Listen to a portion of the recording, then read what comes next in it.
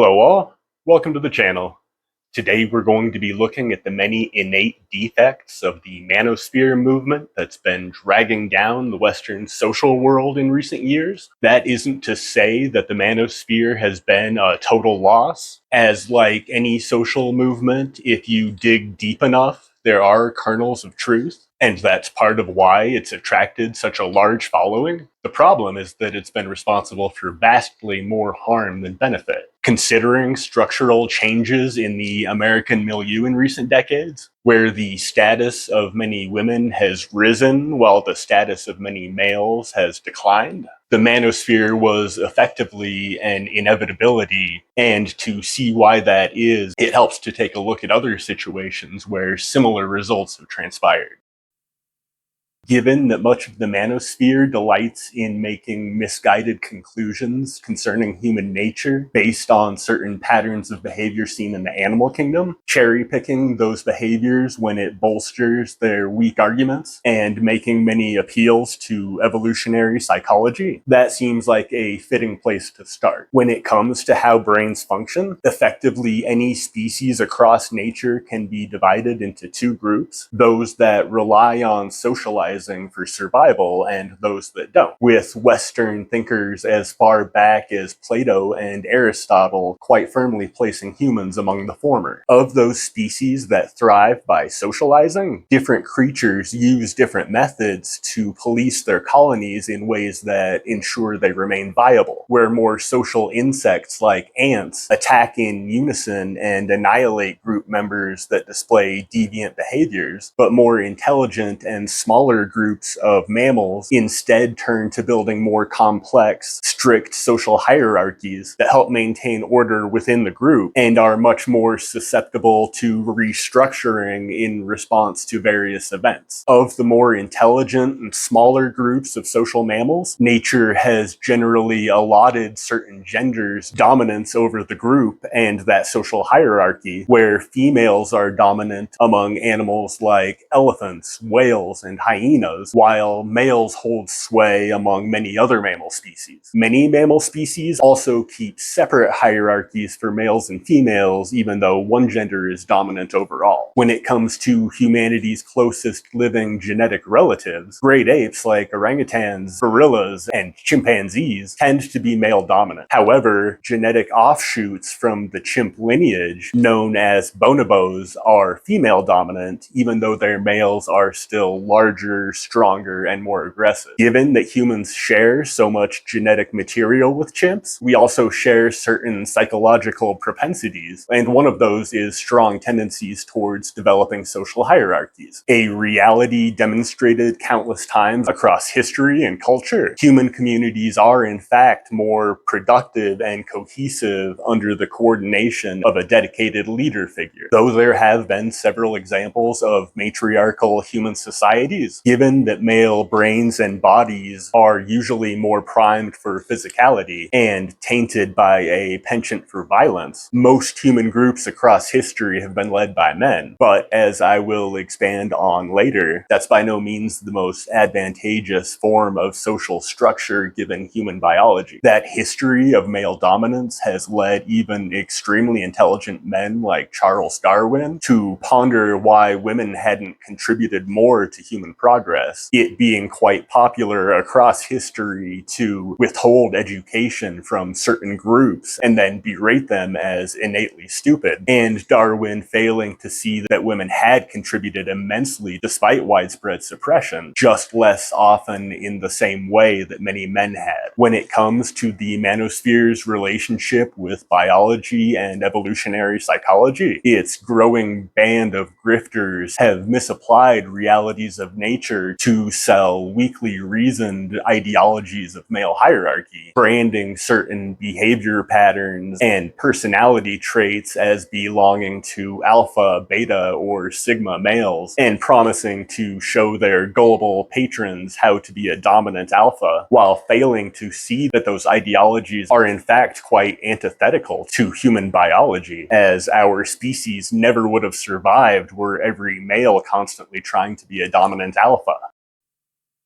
Turning to other tactics, much of the Manosphere has also sought credibility by appealing to the philosophy and social structures of the ancient world, specifically those of Rome and Greece, with Greece often attributed responsibility for having founded Western democracy. The ancient Athens brand of democracy was missing well over half of its citizens, with women not just denied the vote, but father of democracy Pericles going so far as to warn against even mentioning women in public. Their women effectively banned from contributing to Athenian culture in any way beyond a support role. Athens valued its females so little as to allow them to be married off at 12 years old, and commonly practiced infanticide on female infants. And though ancient Greece's famed Athenian philosopher Socrates insisted that it was the will of nature for beauty to rule over the physical strength largely responsible for making so many cultures male dominant, his student Xenophon parroted Pericles and much of the modern manosphere by arguing that women must be kept permanently indoors, leading a life of domesticity. Not all Greek thinkers shared those views, though, and there's also Socrates' far more influential and accomplished student Plato, who insisted that it was essential to provide males and females with equal quality of education because they shared the same capacity for absorbing information, which made them of equal value as humans. Finally, you have Plato's student Aristotle, who would go on to have a tremendous impact on Christian philosophy and development of the Western social world in general, but took the path that so many others had in claiming that women were incomplete humans and essentially defective males. Views that carried widespread support well into the 20th century with the help of figures like Sigmund Freud. As opposed to the supposedly democratic Athenians, ancient Greece's Spartans that the Manosphere seems so enamored with but less often studies had a much more interesting relationship with women. And as one Spartan quipped, Sparta will introduce democracy to our government when the Athenians introduce it to their homes. The poet Homer referred to Sparta as the land of beautiful women, and non-Spartan men had a reputation for being fascinated with Spartan women, largely because they ran Spartan society, or in the words of Aristotle, Sparta was a gynocratia. As a culture that so highly valued glory on the battlefield, Spartan women outnumbered their men, and as it was so vital to replace their many fallen warriors, Sparta's female infants weren't victims of infanticide like their male infants were. Spartans recognized that healthy mothers had more healthy kids, and though it was punishable by death in the rest of Greece, Spartan women were allowed to temporarily take up new partners provided their husbands consented. Finally, you have Roman culture that conquered Greece and is similarly lusted after by the Manosphere. And as a people heavily influenced by so many of the customs of ancient Greece, Roman women largely endured the same social conditions as Athenian women, and as mentioned in a previous video, were considered children by the Roman legal system. As the cultures of ancient Greece and Rome had such a large impact on America's founding, in understanding the Manosphere, it can be useful to explore the status of Western women in the late 1700s, where the social conditions of Europe's women remained largely as it had for millennia, with females widely considered defective humans, women of the aristocracy expected to spend their entire lives promoting their husband's career, and figures like Napoleon reducing women to, quote,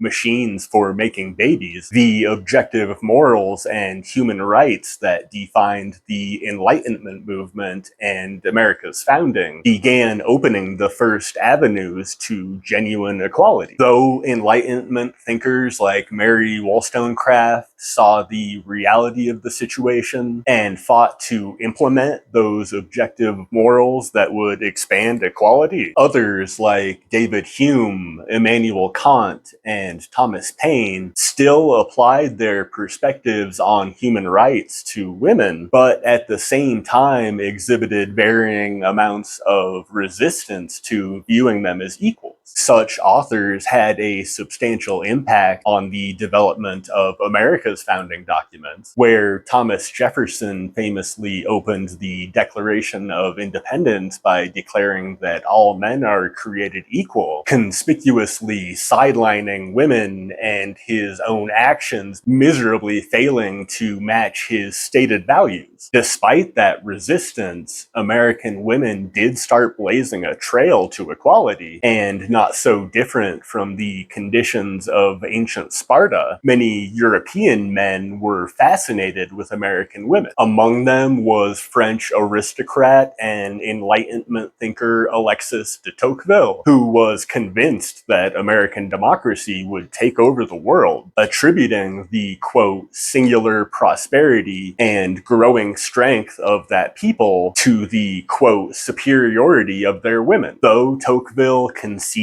that American women were, quote, confined within the narrow circle of domestic life, and their situation is in some respects one of extreme dependence, he predicted the US would gradually, quote, raise woman and make her more and more the equal of man. Another favorite theme of the Manosphere comes from the influence that Christianity had on America's founding, but there's a great deal of contrast in how early US Christianity treated women. Though most Christian denominations maintained traditions developed in Catholicism many centuries prior, where Bible books like Paul's supposed letter to Timothy insisted that women should fully imbibe their innate inferiority, other denominations like the Quakers and many Christian communes instead maintained the teachings of Jesus and accepted no brand of social hierarchy, at least on paper.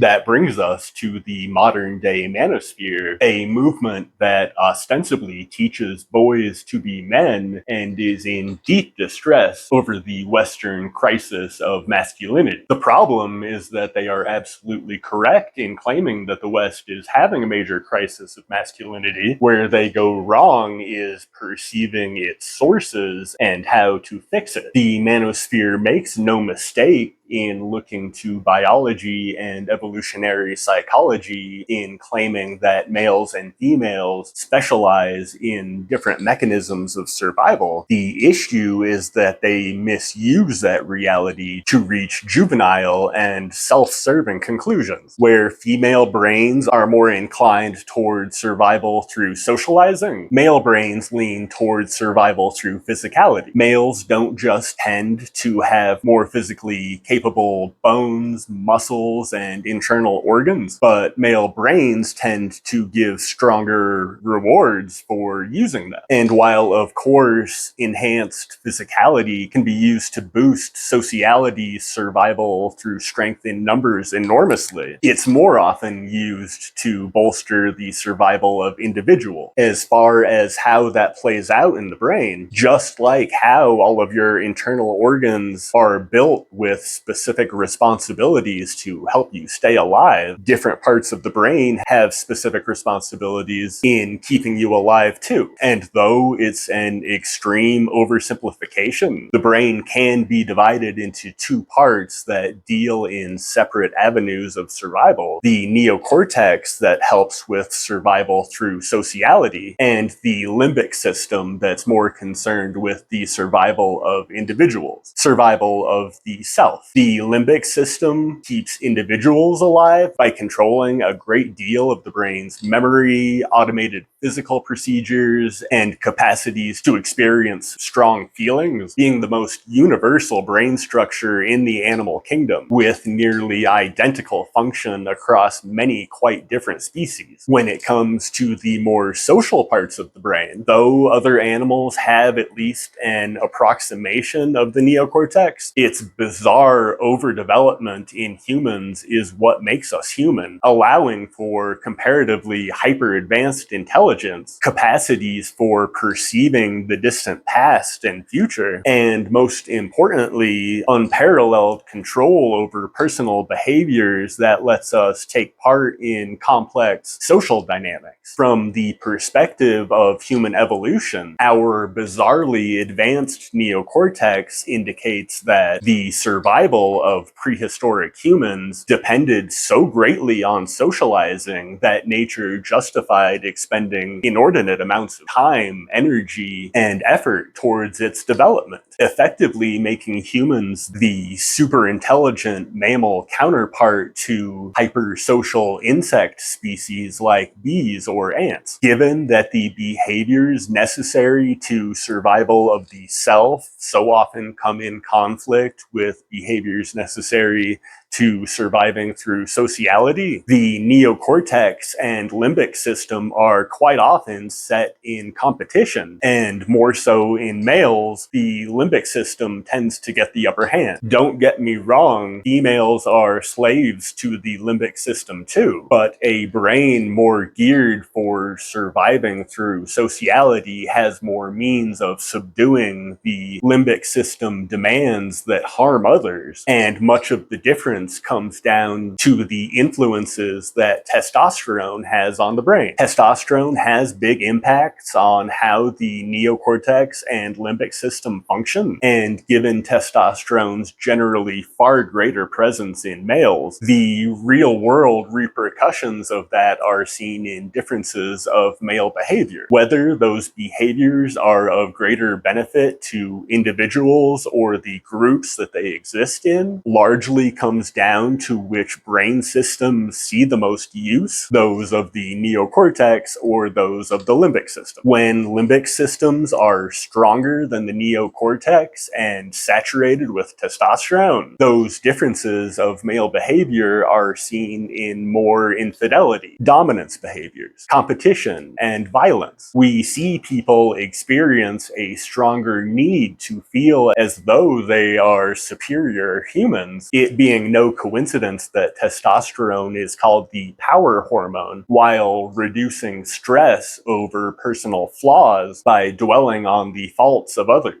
Without an effectively developed neocortex, the limbic system is constantly comparing the self to others because it always has to know where it stands in the social hierarchy to decide which behaviors will be most advantageous for the individual. Across a history of male dominance, we've seen the all too often negative consequences of allowing the limbic system to dictate cultural and national development, and as opposed to the objective morals and basic human equality that America was founded on, the Manosphere teaches males that their only legitimate option is to take part in and amplify the social hierarchy to the greatest extent possible. Once again, looking to evolutionary psychology and emulating the social structures of our great ape cousins, as groups become more top-down, physicality gains prominence as it more strongly indicates an individual's odds of survival. On a cultural level, the results of that are seen in the practice of certain sports that gain a level of social significance on par with religion. It's seen in physical violence that proliferates and in cultural traditions surrounding weapons. It's seen in how people with physical disabilities or anyone whose skin or body doesn't fall within the group's physical standards is automatically disqualified from being part of the hierarchy. So as Western culture has increasingly stratified over recent decades, the Manosphere isn't totally mistaken in claiming that a man's physical assets have gained gained more social significance. There are a couple other things that the Manosphere gets right, and the first of those comes down to wealth. As not all males can be physical dynamos, other methods of displaying superiority and amplifying the hierarchy are necessary too, and as America's turned more top-down, the Manosphere also isn't mistaken in claiming that a man's financial situation has gained more significance. Much like chimp colonies, where top-ranking males get first dibs on resources like food or water, as human cultures come to more closely resemble those of chimps, the material power of accumulated resources becomes more emblematic of a member's likelihood of survival, which brings us to the Manosphere's second accurate conclusion. Much like chimp colonies, where top-ranking males also get first dibs on mating opportunities, the Manosphere isn't mistaken in claiming that those with the physical and or material prerequisites tend to have more kids than their struggling underlings, whereas power has grown more concentrated among fewer people. Birth rates have plummeted across the West, and having children has increasingly become an indicator of personal prosperity. These problems by no means confined to the West, as so-called communist China has seen their social world come to more closely resemble a pyramid. The Chinese government has initiated various flaccid campaigns to masculinize their men and manipulate birth rates, with the most extreme examples of top-down groups being cults, monarchies, and fascist governments. It's no coincidence that the Nazis led campaigns to masculinize their men and were such rabid fans of eugenics. A major part of the problem is that as cultures grow more top-down, there are inevitably more men desperately grasping at the bottom rungs of the social ladder, all too often creating problematic and dangerous circumstances for those subjected to their behaviors. That's related to why low-status men tend to have more health problems, abuse more substances, and engage in more risky behaviors, particularly as they feel more threatened and their odds of survival drop.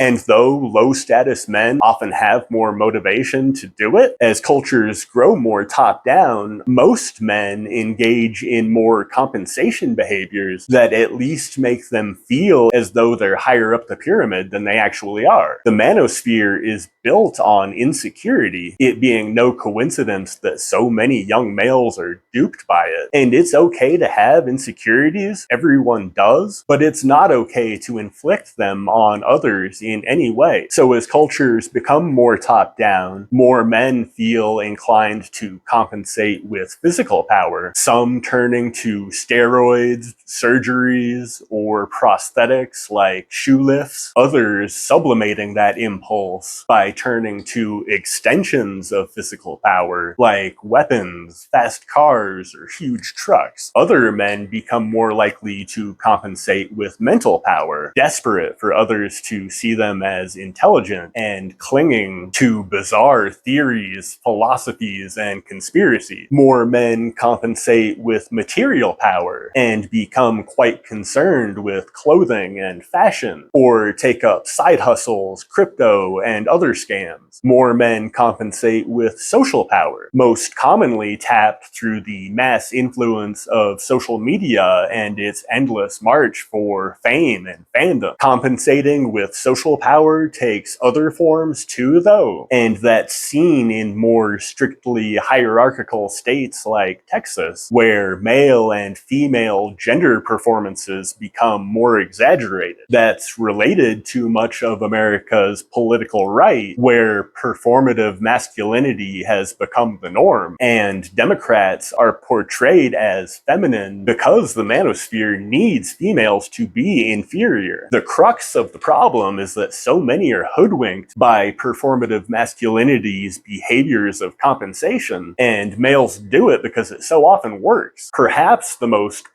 perplexing piece of this problem puzzle is that females have such a long history of contributing to it. Having a more social brain means that across time, females have been the social glue that binds most families, religions, and organizations, and humanity never would have survived as a species were it not for those tendencies that offset the liabilities of male brains, but those are so often the same groups that have viewed and treated females as defective humans. Even just looking at American history, females have played major roles in groups that paradoxically portray female submission as empowerment, like the anti-women's suffrage movement, white power movements, and women like Phyllis Schlafly, who've successfully fought against women's rights movements. As America's become more hierarchical, the practices of aristocracy have been resurrected by trad wives who dedicate their lives to enriching their husband's career. On the other end of the spectrum, subscribers to the girl boss meme unwittingly perpetuate cultural conditions that they seem to think that they're rebelling against. Even groups that have worn a democratic facade have used that disguise to misdirect attention from their substantial internal misogyny seen in the 60s and 70s among groups like the Students for a Democratic Society and the Black Panthers, but as is still seen in most of the academic world now. It's even seen in many churches where nuns have higher rates of sexual trauma because as any group grows more top down, women become more vulnerable. Many have pondered why women would contribute to groups that harm them, and the consensus is that doing so provides a sense of control, as females too are subject to the same limbic system impulses of survival and needing to see others as being lower in the hierarchy. Like the aforementioned Alexis de Tocqueville predicted, America has indeed very slowly made women more and more the equal of man, which has caused much consternation for those seeking to revivify the social conditions of monarchies, autocracies, and fascism. And the Manosphere doesn't just screw over everyone outside the group, but everyone inside of it too.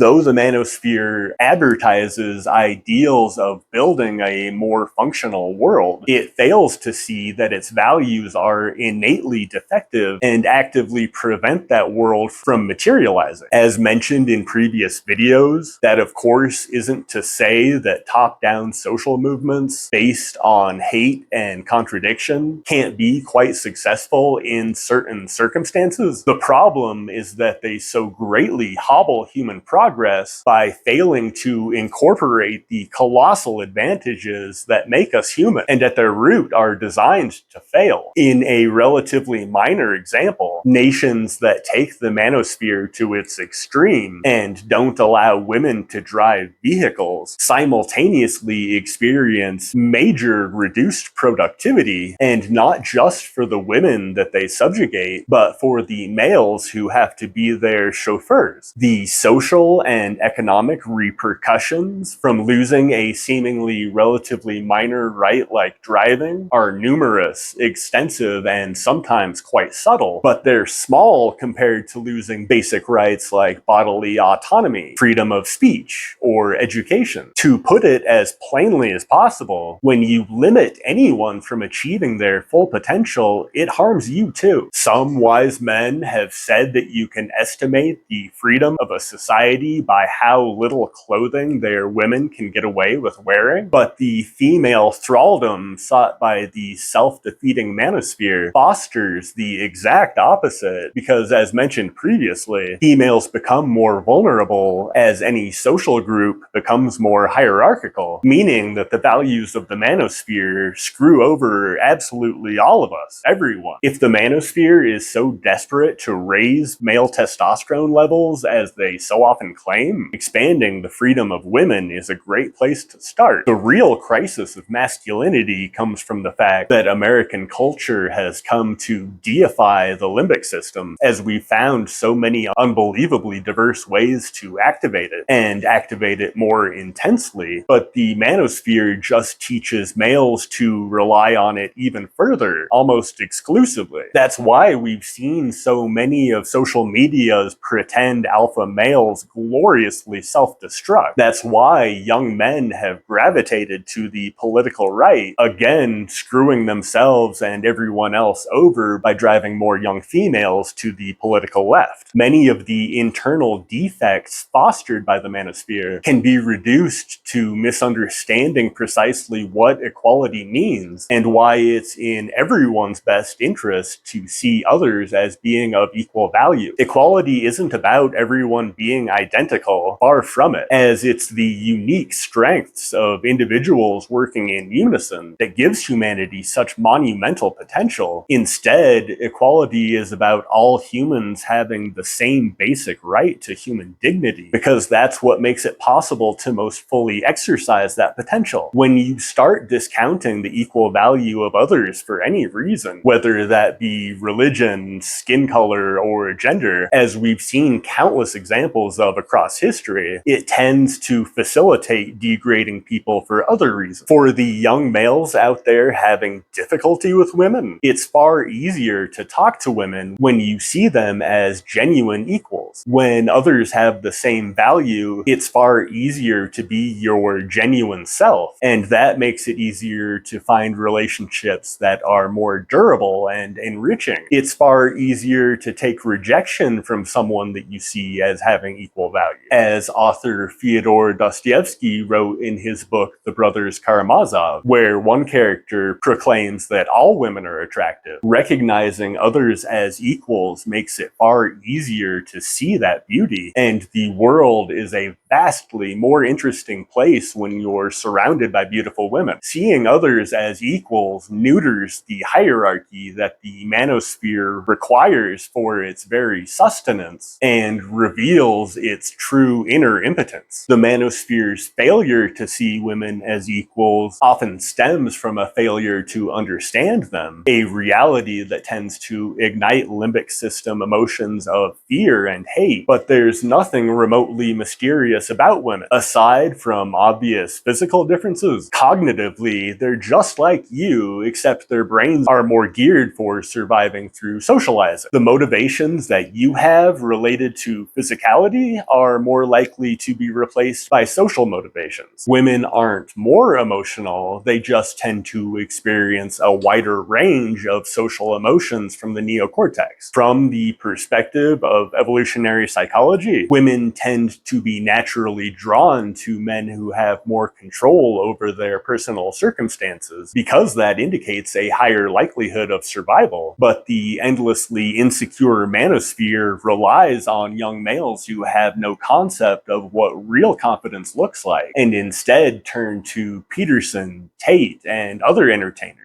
Real confidence doesn't need anyone to see it, because it just is. And people who are worth your time will see it anyway, because humans are built to detect how likely others are to survive. Building that confidence and lancing the social cancer that is the manosphere requires persistent, lifelong physical development, but far more importantly, it requires mental development of the neocortex through self-education and real-world experience that provides more control over the brain, more control over personal behaviors, makes it easier to more fully understand others, and more fully grasp the realities of the situations that we're all facing. That cognitive development is nourished most greatly by studying history and human nature, but I'll try to pick out some of the highlights in coming videos.